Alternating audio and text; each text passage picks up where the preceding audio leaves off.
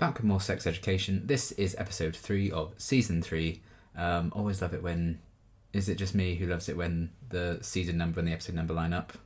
I don't know why it pleases me so much, but it does. Speaking of pleasures, sex and sex education. That's a segue. I'm rolling with it. But yeah, I'm excited as always to continue on. So it's going to be happening next. Very interesting first 2 episodes to this season. We have this new head teacher who's kind of got her own, ideas and a bit more of a regime, I think, than people are used to. And, the potential introduction of school uniforms and stuff like that. She's really hammering down on that stuff. So I'm sure we're going to see some more impact of that. Ruby and Otis are like properly a thing now out in the open. So we'll see how that continues to unfold as well. And we've got to give credit where credit's due to Isaac for kind of actually being honest with Maeve about deleting the voicemail and stuff, so she knows about that. Wasn't best pleased with him, but to be fair, what else would you expect? So that's kind of put a bit of a crack in that potentially blossoming relationship as well. Drama, essentially. And yeah, I'm excited to see what the focus is going to be in this one and where the story is going to continue to go. But really solid start, I think, to this season. Excited for more, so let's get into the next episode. Consistency. That's one thing with this show. Consistency. Jesus Christ. Don't crush the cat. No, don't!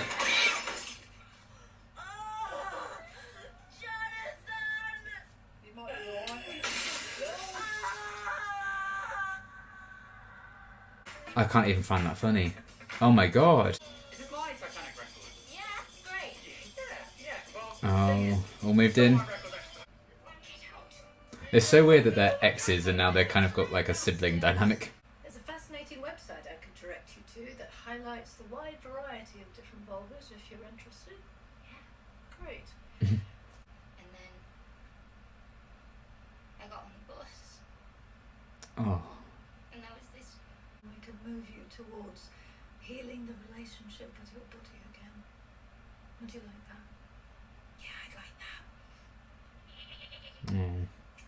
Oh, shit. Literally, shit.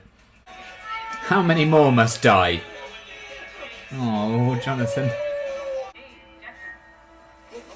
Whoa. What exactly is wrong about it? It's the boys' uniform and it's way too big for me. Grey is not my colour. Come on, it's not that bad. I kind of like it.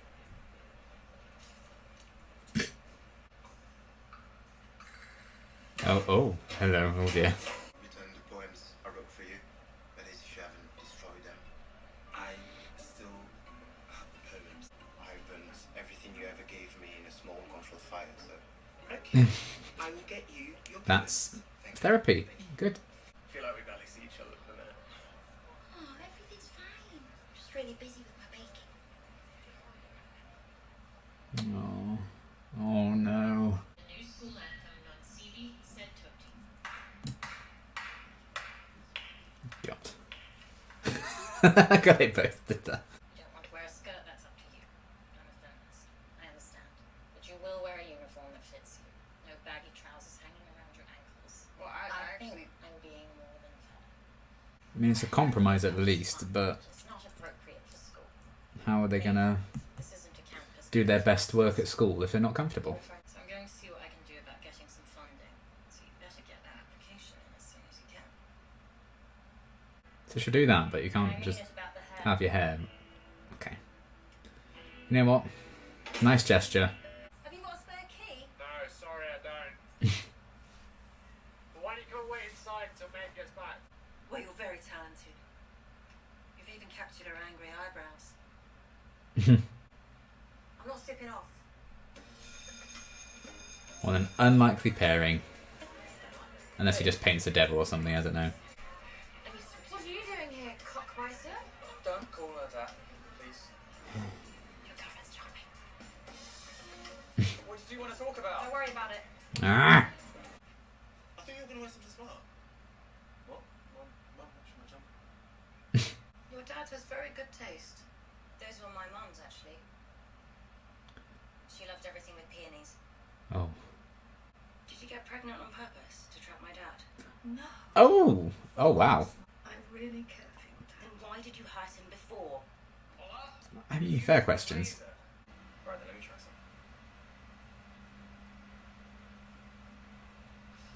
Don't cough too hard and fall off a cliff. That would be really, really awkward.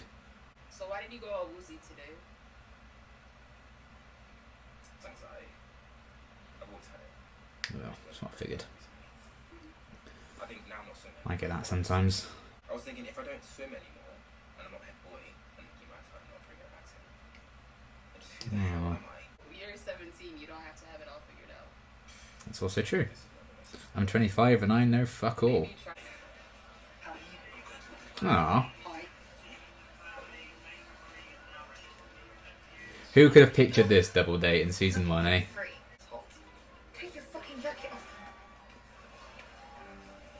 Alright. I miss her so much. Wow, Circle Truther through 250 thinks it's possible that aliens made the crop circle disappear. I'm ready for you to read my story. I'll send it to you now. Oh boy. Okay. Oh, fucking hell. Got to go to a wedding in Nigeria. Is it illegal to be gay in Nigeria? Yeah, it is. Oh shit. I didn't know it was legal. After her mum died and her sister's gone off to university, it's just been her and her dad. So maybe you can help each other out. Aw. I watched Kardashians with my mum. Well.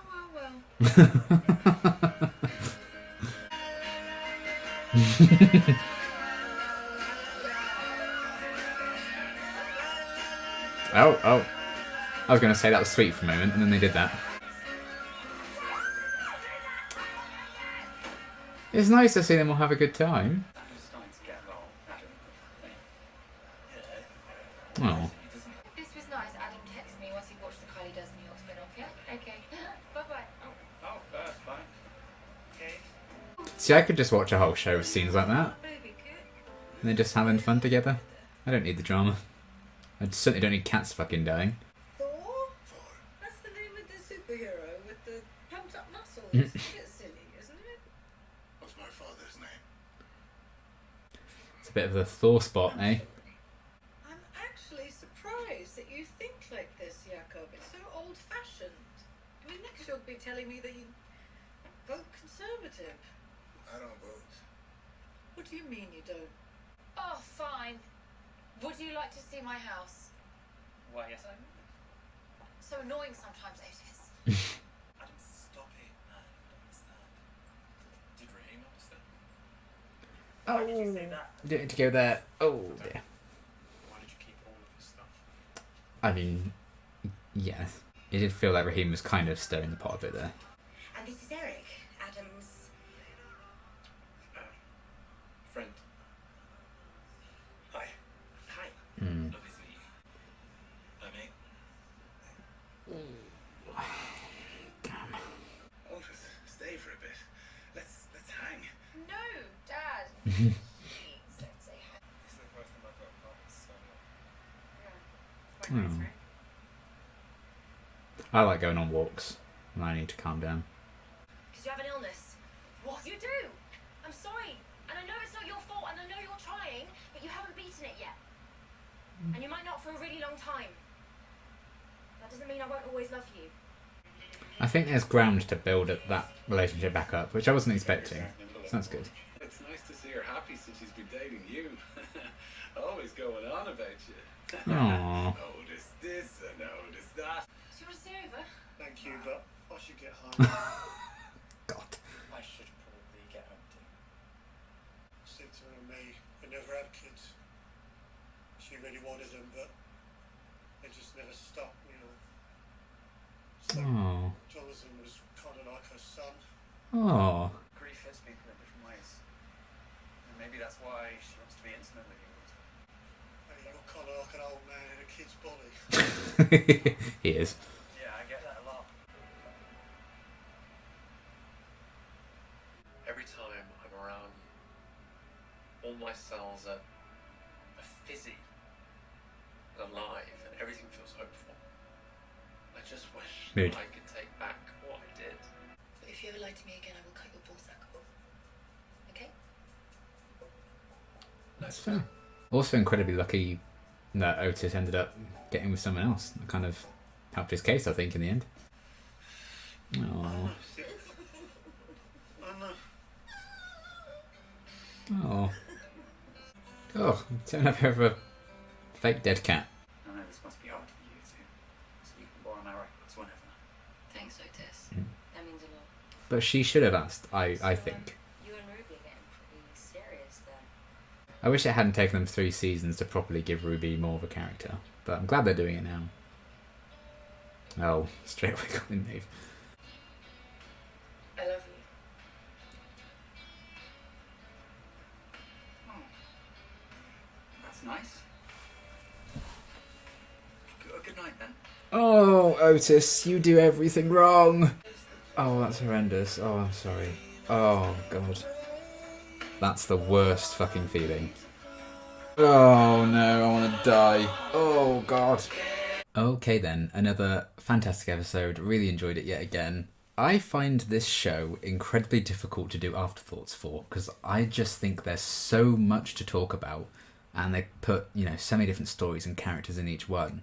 I'm just going to forget stuff that I want to talk about when I've thought about it along the way, because I don't want to go on for hours and hours and hours. But, oh my goodness, there's just so many little things and, characters you don't expect to get focused suddenly getting so much heart to them, like Jeffrey and Cynthia.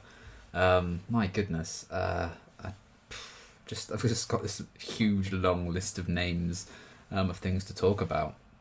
Damn. But yeah, I really enjoyed kind of everything they explored in this one. A few things going to continue on. Some also just felt like more of just this kind of episode. As is often the case with this, it's kind of a long-running thing. God, where do we start? I think the Cynthia and Jeffrey thing, that can feel quite separate to the rest, so I think that's easy to just kind of address that and talk about it. I can't find the cat death funny. Had I not owned a cat at some point. I mean, my cat's not dead. She just doesn't live with me anymore. She lives with my dad now, because he moved away. But hence why I moved here. But maybe before we got her, but now I'm just like, I can't find the death of a pet like that funny, especially one like that. And I get, some people are going to absolutely die laughing at that, and some people will probably be horrified like I was. But oh my God, and with the electricity thing afterwards, it's like, oh, maybe he's fine, and all that, the cat blood and stuff. Oh no, I couldn't deal with that. I wasn't a big fan of that, especially to start the episode off. I was like, well, that's not a great start. So that's the kind of OTT humour that doesn't quite work for me with the show. Kind of like, we still have the goat around that feels a bit like, okay, and the crop circle thing, I'm still not sure where that's going.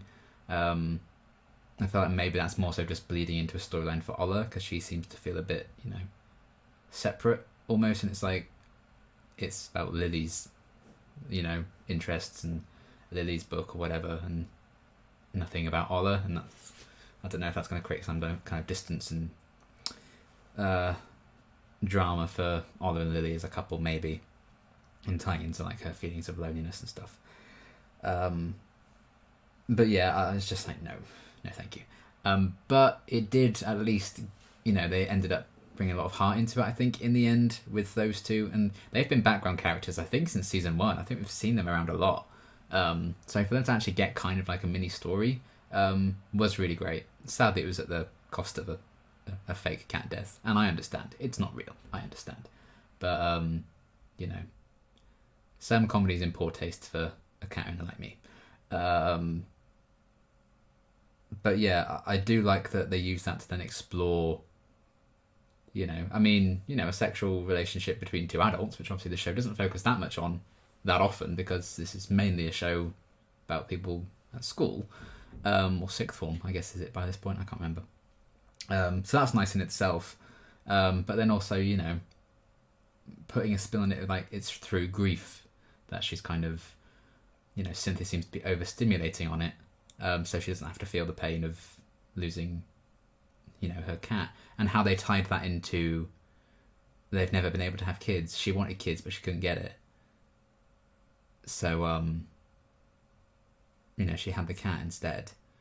And it was kind of like it was her son. And that just made it all the more worse for me. It's like, oh my God. I don't know. I felt like that was an unexpected reaction for me, actually. If someone had just told me that was the plot line, like with the cat dying and stuff at the start, I think I would have thought that I'd find it really funny. But that really got to me, actually. I found it really quite like, oh, that's kind of disturbing. And then when they tied it into the whole they can't have kids and stuff, I was like, Jesus Christ. But I like that they kind of gave it that heart, I think. It really kind of moved me at the end there. She finally broke down, and I liked that, Otis managed to give someone some advice about it, and he was, willing to just let her open up about it. Not in that way of opening up, but, just giving her the space that she needed to actually grieve and work through it. So that was really nice. I did enjoy that, kind of how the plot turned up, and it's actually really quite affected me in an odd way. I wasn't expecting that. I think it's because also I'm getting to the point in my life, a lot of my friends are like getting married and having kids, and I don't think I'm anywhere near close to that yet, as much as I'd like to. And I'd love to have kids one day. I've kind of gotten to the point where I don't think I'm ever going to have kids, certainly not in time, as much as I'd like them. So I just see myself as I'll get loads of cats and dogs. That's going to be my life. So when they then attached she couldn't have kids, and it was like a kind of surrogate son almost, I found that really moving, and I like that they actually treated that connection quite seriously, and it was like a big deal for them to have this cat and then lose it because of what it could have meant to Cynthia and everything, and it just deepened that relationship a lot more, because I almost didn't realise how long those two had been together and how serious it was. It felt like a very casual thing to me, the thing that those two had when we first kind of met them, but it seems they've been together for a really long time and everything. So I liked that kind of deepening side plot for the most part, but the cost of that opening sequence, like Jesus. I know, they often do outlandish things like that on the show, but God, I think that whole story just got to me in a very personal way, and it hit quite hard in that sense, and I really did like that. Ended up having a lot of heart to it. I'm glad it wasn't just a throwaway gag at the start of they're having sex in a caravan and a microwave killed the cat. I'm glad that they ended up actually doing something with that and following through with it and actually giving it quite a heartfelt story. So I liked that side of things in the end, and seeing Otis kind of allowed to give that advice.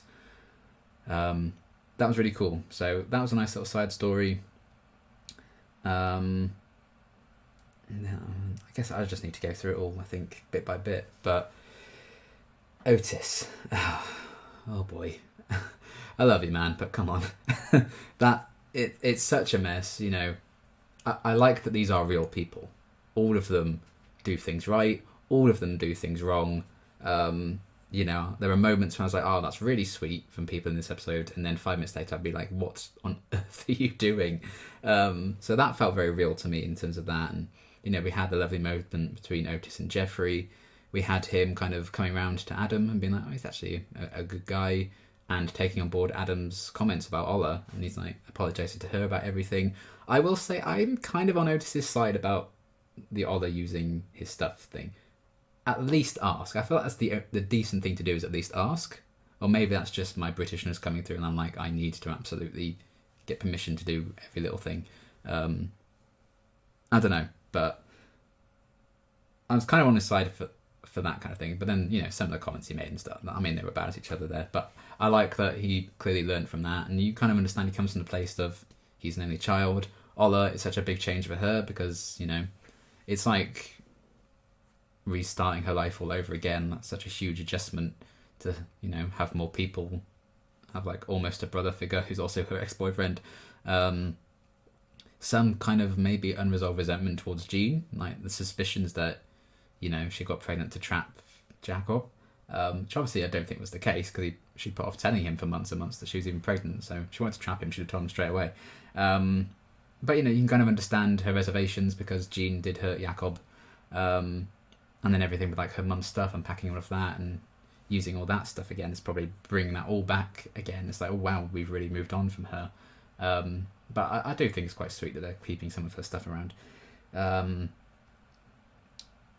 So, yeah, I did like moments like that when Otis kind of came through and had some good moments.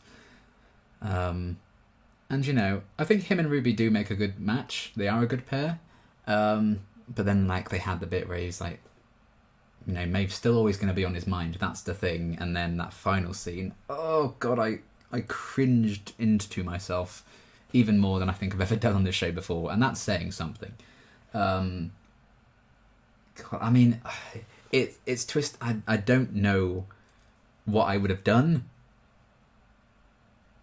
Because it was just like with Ole, he was like, oh, maybe it is getting serious. And then, you know, it's straight back to Maeve and like staring at her name on his phone. Like, you know, why did she call me? He's probably thinking about all those kind of things. And, you know, I don't think he ever really dealt with those feelings, obviously, properly. Because with Ruby, it started off as a casual thing, so it didn't really matter. Because you could have a casual thing with her and then maybe Maeve would come around one day.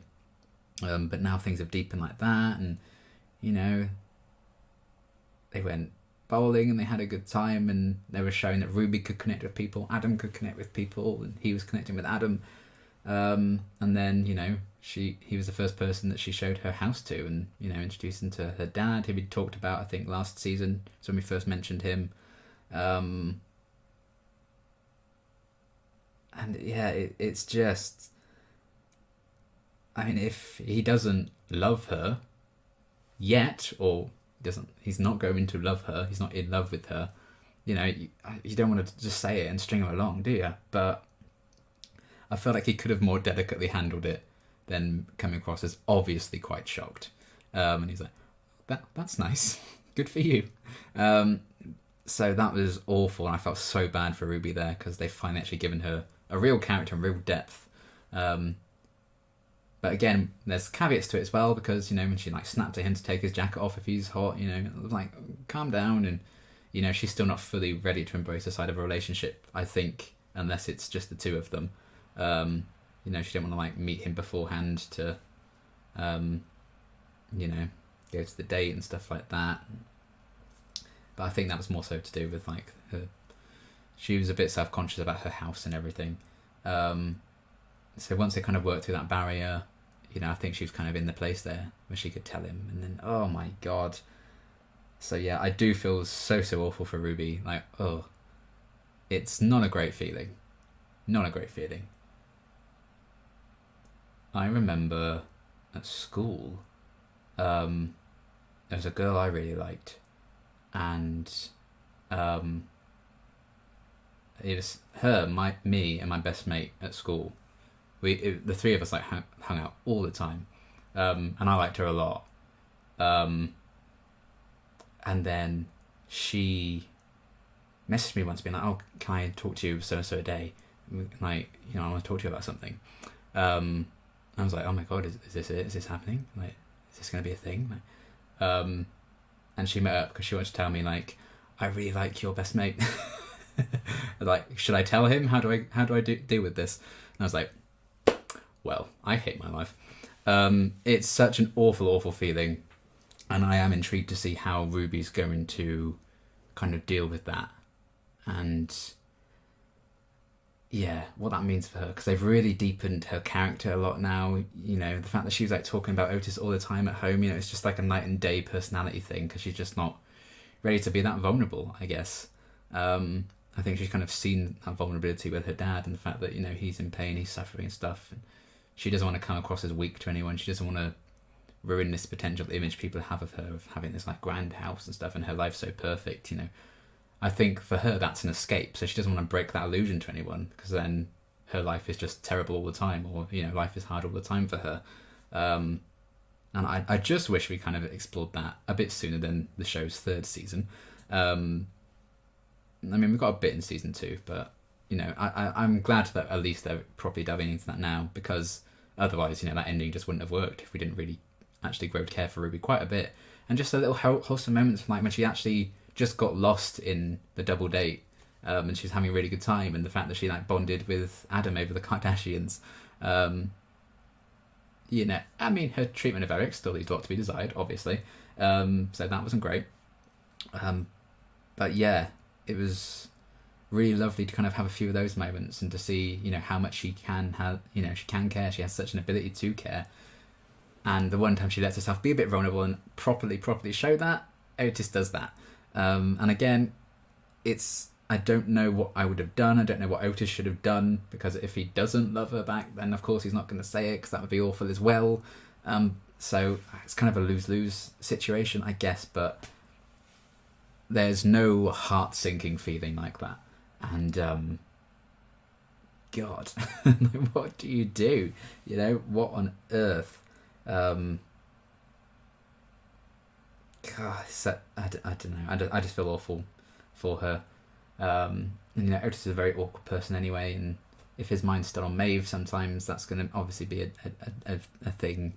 It's just all these different circumstances kind of coming together and falling into place. The fact that, you know, Maeve found out about the deleted message, so she tried to call him, and then that's just going to be on his mind now that she tried to call him, and he's going to be wondering like, what does she want us to talk about, you know, and that's going to get his mind like whirring all over again. So she's fresh in his mind, and then that happened. You know, I mean, it's obviously how it's written and stuff, and it's very complicated and crazy like that.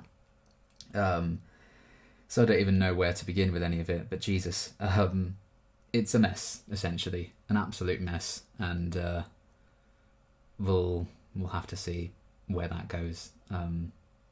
Not great, not a great kind of moment in their relationship for sure. So we'll see if they can bounce back from that or not. It's going to probably bring out even more insecurities. I think Ruby's going to probably just go back to how she was before now. After that, you know, it's kind of like, development, and we're going to spit that back in your face straight away. So she's just going to completely, probably just put that wall back up, which is a shame, but what else is she going to do when that kind of thing happens, you know? So I really like delving into her character a lot more, and I do think, you know, she's, just in this one episode, I think, for the most part, there's still things I'm like, that's not very nice. But she feels like a real person, and a nice person, or the capability of being a nice person a lot of the time. So you just feel awful for her by the end. And I was like, oh my God. So yeah, there was that. And yeah, just the little bits of like Ola and Lily's story as well. I'm not quite sure where the crop circle thing is going, and the fact that it's now mysteriously vanished. I don't know, maybe that whole thing is just to tie into maybe Lily getting a bit more obsessed into that kind of things and conspiracies and stuff. So she's not paying as much attention to Ola, so Ola feels a bit isolated. And we had the whole thing with Jean being like, you know, if you want to talk about anything, I am here. So maybe that's going to be something that Ola will ultimately do. Maybe that's a way of those two getting closer. And, you know, every relationship needs to have drama in the TV show, I guess. So they want something for Ola and Lily to have to overcome. I'm not sure.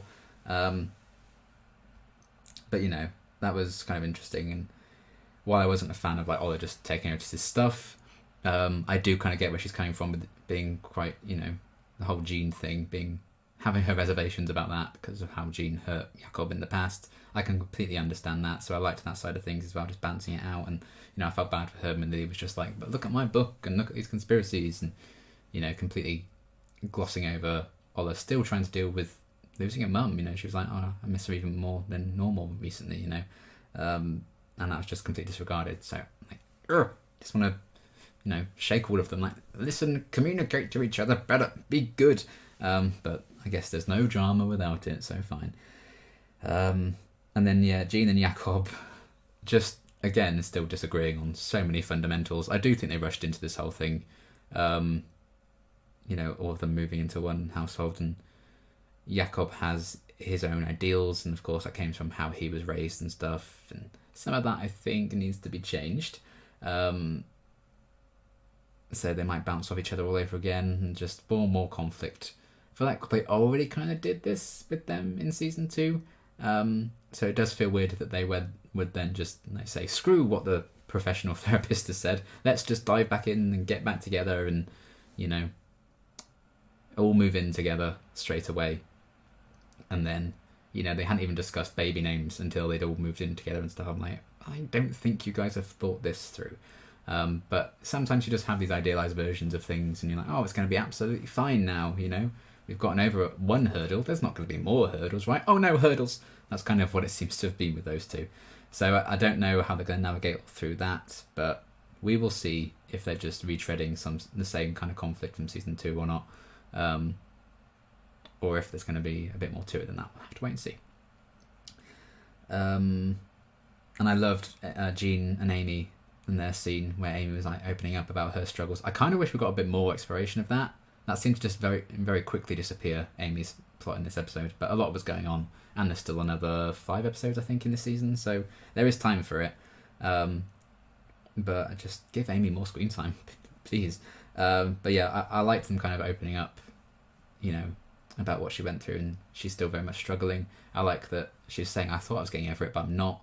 And then cut back to the scene, with Steve's putting his hand on her and stuff. I'm like, Steve, please stop.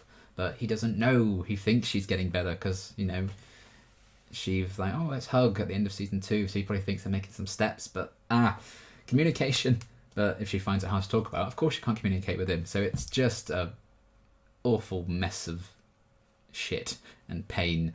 But I like that she's taking some tentative first steps, and she's kind of trying to fall in love with her body again with that website. Oh, mine looks like this. Mine does look normal, even though it's not how it would be like, how it looks like in the models or on porn sites and stuff. So I liked those kind of lessons and, tentative steps towards her kind of making progress. I like that she is getting help for it. So that was a really lovely sequence that I very much enjoyed. But yeah, I think Amy and Steve, that's headed for pain. And I hate it because they're such a wholesome couple. I think they're low-key my favourite couple in the show. So yeah, that sucks. That I don't think Amy's going to get better properly if she's with Steve. I think there's going to need to be a moment when she's like, you know what, sorry, but this can't be a thing anymore. And I will cry because I love them together, but I think that might be what's going to be needed for her to heal, sadly. And again, it's not like necessarily Steve's done anything wrong per se. He's doing stuff wrong, but he doesn't know that because he doesn't have the facts. And if he did have the facts, obviously he wouldn't do that stuff. So yeah, mess. It's a mess, as often is. And then Hope continues to be awful. I know she's supposed to be quite awful, I think, and I'll get you this opportunity, Maeve, to maybe apply for this thing and give you all these opportunities, but you can't have your hair like that. I'm like, yeah, she's doing good stuff to, I think, kind of hide the fact that she does quite shady, awful stuff in the background. That's what I kind of feel like. Well, look at these shiny things, these shiny opportunities I'm giving to you, so you don't feel quite so annoyed when I'm like slowly controlling you from the background and changing these little things. That seems to be the case with that. But yeah, maybe there's going to be some kind of progress to that, some kind of overthrowing thing. I'm hoping Viv just kind of realises, like, oh, maybe all of Hope's ideals aren't great. Maybe I shouldn't be kissing her ass 100%. I hope that's where that's going. I didn't really like Viv in this episode, and that makes me really sad. That makes I'm just going to whisper into the mic because it makes me really sad that I didn't really like her. Yeah, Viv was one of the shining stars of season 2 for me. And I was like, I can't wait to see what, where that relationship, with her and Jackson, their friendship or relationship, whatever, how they're going to explore that in season 3 is going to go. And they've, not explored a relationship, which, fine, fair enough, you want to be friends, fine. But they're not even friends, so I'm like, what's the point? Because they've already got that friction between them all over again. I'm like, they kind of worked through this at the end of season 2. And I'm like, it's tough because it was like he's found someone that he can openly talk to about his anxiety, and he was kind of working through that and getting better because of it. He was in a better place at the end of season 2 because of his friendship with Viv and her telling his mum's about it and everything. And now it just feels like, well, let's just do that again, but with a new character at the expense of that friendship that we brilliantly set up in season 2. It's a bit frustrating that introduce Cal as like a love interest or wherever that's going by any means, but at least do, maybe if you're going to lean into that's more of his escape from anxiety when he hangs out with Cal, fine. But I just, does it have to be at the expense of another already solid friendship that we've been established already? Or at least maybe then do something different with Jackson and Viv's friendship, you know. Maybe that's just becomes something else, or make it like more of a comedic thing and they have hijinks together. I don't know. Because I don't want to be like, oh, Cal shouldn't be doing this anxiety thing with Cal instead of Viv. Maybe just have it be both. Because I like Cal a lot, and I liked the focus on them in this episode. I liked learning a bit more about them and what makes them tick, and I really like the bond between them and Jackson. I actually think they're a nice little dynamic. Just getting high together on a cliff, why not? As you do you. And you know, their struggles with like the new uniform and the fact that they want to wear loose fitting clothing and trousers, and again, like Hope's like, okay, fine, if you don't want to wear the skirt, fine, wear the trousers. He's like, it's like one step forward, but she's not telling the people about the 2 steps back. That's what it feels like Hope presents herself as doing. She's like, but you need to have clothes that properly fit you, even though, you know, if they're more comfortable in the loose fitting clothing, like, is that really going to make that much of a difference? I don't know. But sure, she needs to have control over people, I guess. So that's happening. But yeah, I wouldn't mind like Viv, because it is a good opportunity for Viv, like just completely taking Jackson's job the way she did.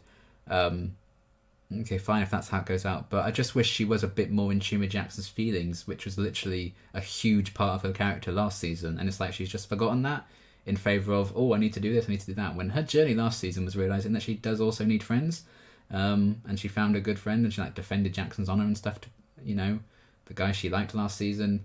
That just feels like they've really done that character dirty this season thus far, and I'm really hoping that turns around and Viv comes to her senses in a way, or makes amends with Jackson somehow.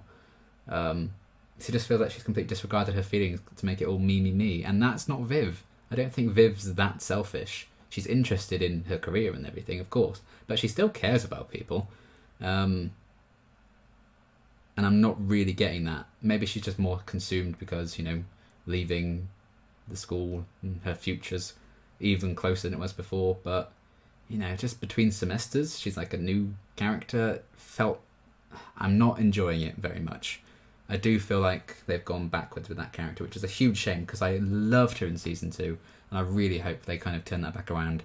But yeah, not a fan of that. I'm hoping you get some payoff, and they're doing this on purpose, so that there's more of an arc and like a more visible, clear arc, but we'll see. But yeah, speaking of, I like Jackson and Cal's scenes in this one. I like them exploring, you know, a non-binary student and the trials and tribulations that they would go through with like a fixed uniform in place. And the fact they don't have a safe space anymore because they knocked down the disused like toilet building, whatever it was. And just the kind of the harsh realities that come with that, you know, all those girls just making fun of them. I'm like, so annoying. People are the worst, aren't they? People are just awful. So I liked exploring their struggles, and then they seem to find a bit of an escape in Jackson. Jackson finds an escape in them in return. So I quite like that bond. They spent the last couple of episodes kind of setting up that connection. I mean, when he was like, I feel like I've known you for ages. But, you know, when they just hang out together, Jackson's kind of, you know, doing things he hasn't done before. I mean, if you want to do drugs, fine.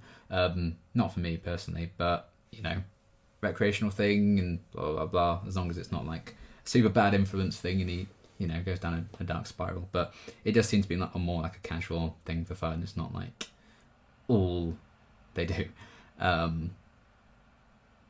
So yeah, I liked that connection a lot, and I'm looking forward to seeing how they explore that a bit more. You know, the fact that he didn't feel worried or anxious when he was around them. And, you know, Jackson does seem to be hyper aware of, you know, their situation and how they are, and, you know, he's more concerned about, you know, the boundaries that he can set when he's like asking them questions and stuff. And I like that he's being very respectful of that. And they offer him a place where he can just have a bit more fun in a way. But I like that they were encouraging him, like, just be Jackson Marchetti for a while. You know, if you don't have, you know, being the head boy, you don't have swimming. You're 17, you can find out who you are. I really liked all of that, and the sentiment behind that was great. And that also, when they kind of mentioned about the fact that, well, if I'm not head boy, who am I? He's kind of lost that identity. Maybe he didn't really care about it that much. Jesus Christ, I'm choking my feelings. I think Viv was right when she was like, you didn't even care about being the head boy that much. But, you know, that was a title that he at least could kind of attach to himself and make him feel like he has something going for him. He is something. He's just never been just Jackson, and he's like, what if I never find a thing that I'm interested in? That made me quite sad, because I hadn't even considered that myself. I'm like, oh my god, yeah, that's going to be quite difficult. And I hope at some point Jackson brings it up to Viv, and that kind of makes her consider, because, you know, she was so quick to just replace him. But I hope they kind of have like an honest conversation about that. That would be good. Because it makes sense that he'd kind of feel a bit lost and stuff.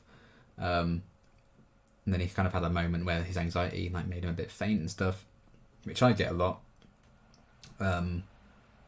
So I did enjoy, you know, those kind of moments. They're sticking with, you know, the anxiety thing with him and probably committing to it, which I like. And he kind of finds an escape when he's with Cal.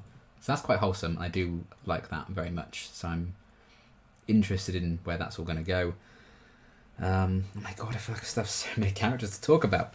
Right, we talked about them. Oh yeah, I didn't even mention like Ronan by name, but Ruby's dad, he seemed quite like a cool guy. I liked him a lot.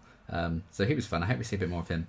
And then the whole Eric and Adam situation, it's so complicated again, because they both did things right, they both did things wrong. I feel like they super lent into, oh, isn't Adam just so messy, and, you know, all of a sudden he's just always spilling shit on him. It felt like they were really trying to suddenly lean in on that, to be like, give reasons for Eric to be like, oh, I'm not as into this suddenly, because Adam is suddenly disgusting. I mean, they've established that I think he's a bit disgusting at times, but they, you know, it was like comically like, oh, every time, oh, what am I like? And it's just not that established prior to this.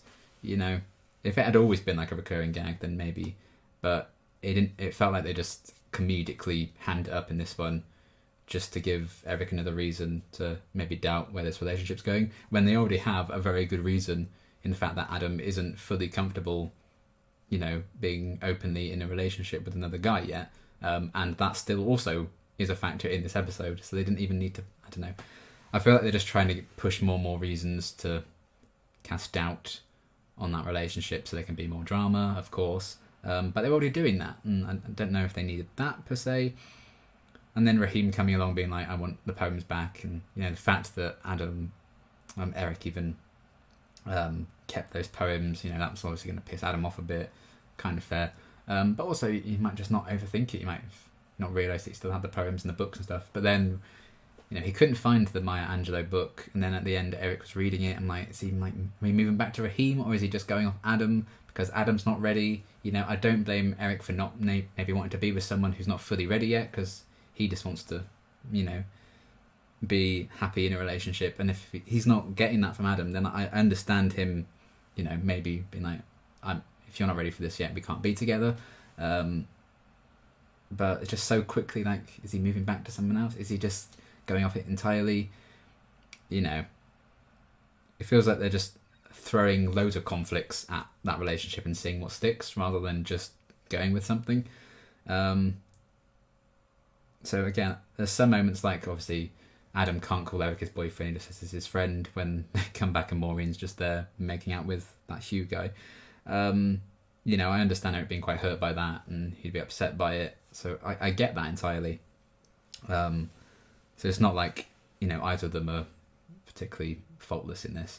But then they also have the moments where they you know, just laughing and like Ruby just storming off together, and you know, Adam clearly having such a good friendship with Ola, which I really like. I wish we'd see more of it on screen instead of them just telling us how much they know about each other. But I liked how that then led into Otis making resolutions with her. Seeing Adam get on with Ruby was actually really wholesome as well. Just seeing how far those characters have come. And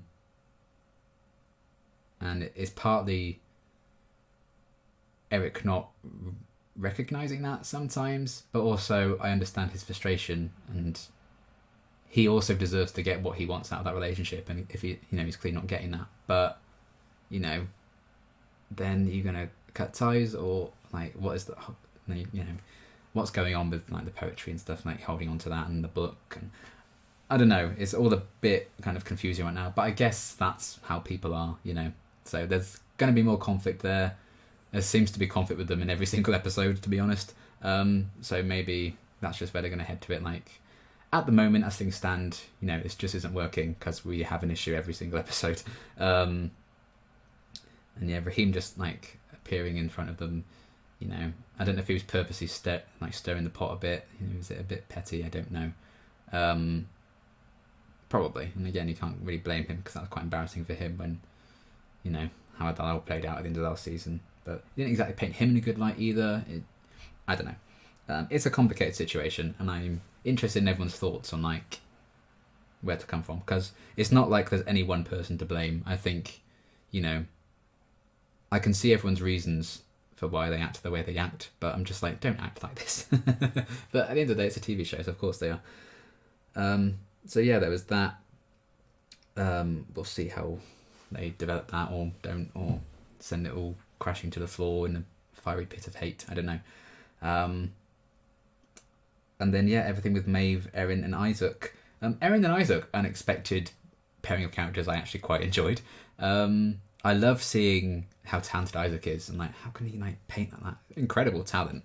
So I like them exploring that side to him, and him finding a reason for Erin to stick around. So that's a chance to then build the bridge with Maeve instead of her just like grabbing the passport and going. That was really great, and just I think Erin also making those baby steps as well. The fact that she was the first one to text Maeve at the end, then being like, just so you know, I am going to get better.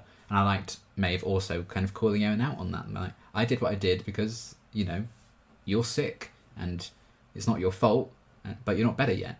And I like that she kind of laid that all out. And I think Erin, as much as she didn't want to admit it, I think she did understand that and then text her at the end. So I think they're rebuilding that relationship, which is really nice to see. So I wasn't really sure if that was going to be salvageable or not. So that was great development. And I liked her just getting her portrait painted by Isaac, and Isaac also painting one of Maeve, and Erin kind of setting up the reconnection between Maeve and Isaac as well. So that was nice to see, and I really enjoyed Isaac's speech to her at the end, saying that he regretted doing what he did. He does actually know her, and then patching things up. So, they're actually making me like Isaac, which I could not believe after the end of season 2. What a turnaround already with him. Who'd have thought we stand in a position where I preferred Isaac to Viv in an episode? Like, what is going on with this show?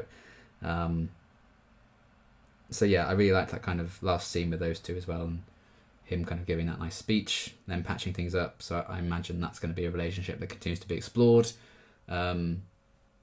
because it's just not on the cards right now, I think, with Maeve and Otis. I'm sure it will be at some point, but it's just all these different circumstances kind of coming together, isn't it? So yeah, we'll see how that unfolds. But I like the development with Maeve and Erin. I think there's some tentative baby steps going on with that, which I enjoyed. And the Erin and Isaac pairing was surprisingly nice to watch and quite an enjoyable kind of thing. And yeah, Isaac's development has been quite nice as well. I like that he's kind of regretted what he did. Hopefully he'll tell Otis that at some point and actually apologise to him, because I think Otis also deserves to know that Maeve never got his message. It wasn't just that she ignored it. But I think he also still owes that to Otis. And I'm not sure if Isaac would actually make that apology to Otis, because obviously he's all about Maeve. He only cares if Maeve's like him. He probably doesn't care if Otis likes him or not. Which again, I'm just like... Oh. But who am I to judge thus far? It may happen. So, that's probably something for me to more so judge at the end of season 3 if he still hasn't done it. But you never know. They do often kind of pay off these stories in a nice way. So fingers crossed we'll get some of that. But my jaw hurts because I've been talking for a long time about this episode. There's just so many things going on, so many characters juggling. I'm sure I've missed a lot of stuff that I wanted to say, but I don't want to bore you all to death. A lot of you don't watch this part of the reaction anyway, so wasting my time for the most part. But for those of you who have stuck around this long, thank you for listening. Let me know your thoughts on like what's going on with all the characters and stuff, and obviously no spoilers for what's happening next. But yeah, fantastic episode yet again. If a few things, you know, I'm just frustrated about, but a lot of my frustrations come from the fact that these are real people. It's like the characters feel like real people, so of course they're going to be frustrating a lot of the time and do things you're like, but it's not like, for the most part, I can't understand why they've done that. That makes no sense to me. You can still understand their side, so I'm kind of fine to just see how it plays out. But then there are things like Viv, and I feel like they just haven't quite done service to that character from season 2 yet. But there's still time, so hopefully they will turn that around. And you know that I liked the whole thing with Jeffrey and Cynthia in the end, but I don't know if it's worth the joke of the cat dying a brutal, horrible death for me. But I'm sure some people found that very funny, and fair play if you did, because, you know, it's not a real cat at the end of the day. But yes, overall, I still really, really enjoyed this episode a lot. Looking forward to seeing how things progress in future. But yeah, that's going to be everything for now. And until my next reaction, thanks for watching.